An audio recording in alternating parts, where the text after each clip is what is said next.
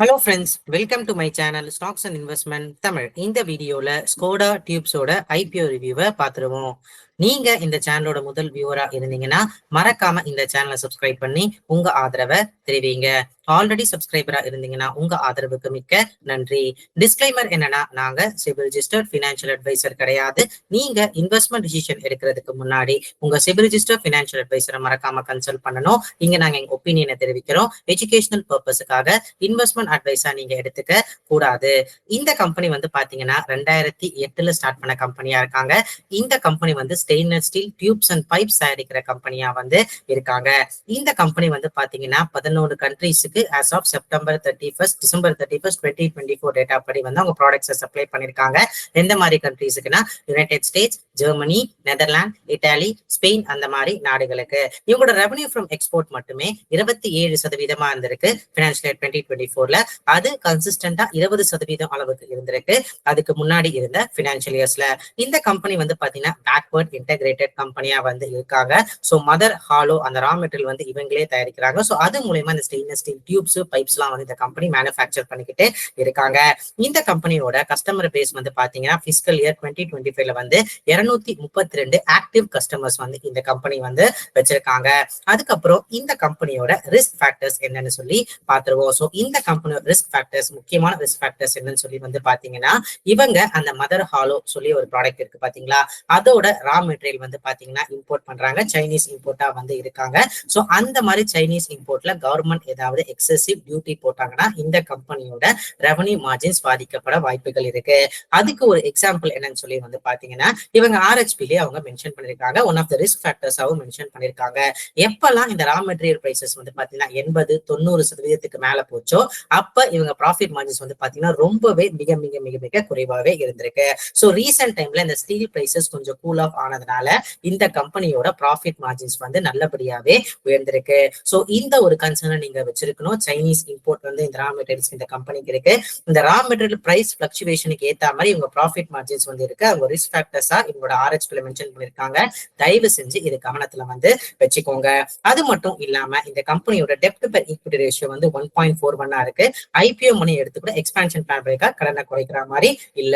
அதுக்கப்புறம் இந்த கம்பெனியோட ட்ரேட் ரிசீவபிள்ஸும் வந்து ஹையர் சைடா இருக்கு. ஆப்ரேட்டிங் ஆக்டிவிட்டிஸ் கேஷ் ஃப்ளோ வந்து பாத்தீங்கன்னா ரொம்ப மினிமலா தான் இந்த கம்பெனி வந்து வச்சிருக்காங்க. இந்த கம்பெனி கேட்கிற வேல்யூவேஷன்ஸ் என்ன அப்படின்னு சொல்லி பாத்தீங்கன்னா, ப்ரீ IPO பேசிஸ்ல வந்து பாத்தீங்கன்னா 33 டைம்ஸ் வந்து கேட்கறாங்க. போஸ்ட் IPO பேசிஸ்ல 25 டைம்ஸ் மணி கேட்கறாங்க. இவங்களோட ரெவன்யூ CAGR எவ்வளவு இருந்துக்குன்னா 27.26% அளவுக்கு வந்திருக்கு. அதை கம்பேர் பண்ண சொல்லுமா 25 டைம்ஸ் வந்து பாத்தீங்கன்னா ஒரு ஃபுல்லி பிரைஸ்ட் IPO அளவுக்கு தான் வந்து இருந்திருக்காங்க. இந்த கம்பெனியோட கரண்ட் கிரே மார்க்கெட் பிரீமியம் எவ்வளவு இருக்குன்னா 18 ரூபாய் அளவுக்கு இருக்கு. 12.86% அளவுக்கு வந்து பாத்தீங்கன்னா இந்த கம்பெனி லிஸ்டிங் ஐஸ் தரத்துக்கு வாய்ப்புகள் வந்து இருக்கு. இந்த கம்பெனியோட IPO டீடைல்ஸ் என்னன்னு சொல்லி பாத்தீங்கன்னா, May 28, 2025 இருந்து May 30, 2025 வந்து பாத்தீங்கன்னா IPO ஓபன் ஆகி க்ளோஸ் ஆகுதுங்க. ஃபேஸ் வேல்யூ 10 ரூபாய் ஒரு ஷேர் இருக்கு. இஷ்யூவோட பிரைஸ் 130 140 ரூபாய் ஒரு ஷேர் இருக்கு. லாட் சைஸ் 100 ஷேர் அளவுக்கு இருக்கு. 2020 கோடி வந்து டோட்டல் இஷ்யூ சைஸ் இருக்கு. ஃப்ரெஷ் இஷ்யூ IPO-வா இருக்கு. Listing at BSE and NSE இருக்கு. சோ ஒரு லாட்டுக்கு மினிமம் 14,000 ரூபாய் நீங்க இன்வெஸ்ட் பண்ற மாதிரி இருக்கும். இப்போ இந்த கம்பெனியோட கன்க்ளூஷன் பாத்துருவோம். சோ ஓவராலா இந்த கம்பெனியோட பாசிட்டிவ்ஸ் என்னன்னு சொல்லி பாத்தீங்கன்னா, ஒரு பேக்வர்ட் இன்டெகிரேட்டட் கம்பெனியா இருக்காங்க. எக்ஸ்போர்ட் ரெவன்யூ வந்து பாத்தீங்கன்னா ஒரு 20% மேல இருக்கு. ஆல்மோஸ்ட் 30% அளவுக்கு வந்து பாத்தீங்கன்னா பினான்சியல் இயர் 2024 இருந்திருக்கு. ரெவன்யூ CAGR 27.26% அளவுக்கு இருக்கு. ப்ராஃபிட் ஆஃப்டர் டாக்ஸ் CAGR வந்து பாத்தீங்கன்னா 123.64% அளவுக்கு இருக்கு. எக்ஸ்பான்ஷன் பிளானும் இந்த கம்பெனி வந்து பண்ணிட்டு வந்திருக்காங்க. அது இந்த கம்பெனிக்கு பாசிட்டிவ்ஸா இந்த பக்கம் இருக்கு. இந்த கம்பெனிக்கு நெகட்டிவ்ஸா இந்த பக்கம் என்னன்னு சொல்லி இருக்குன்னு வந்து பாத்தீங்கன்னா, ஆப்ரேட்டிங் ஆக்டிவிட்டிஸ் கேஷ் ஃப்ளோ அந்த அளவுக்கு வந்து இல்ல.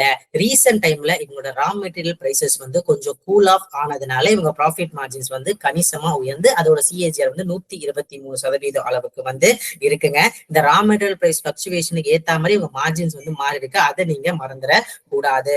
அது மட்டும் இல்லாம இந்த கம்பெனியோட டெப்ட் கொஞ்சம் அதிகமா இருக்கு இவங்களோட மார்க்கெட் கேப்பை கன்சிடர் பண்ற பொழுது.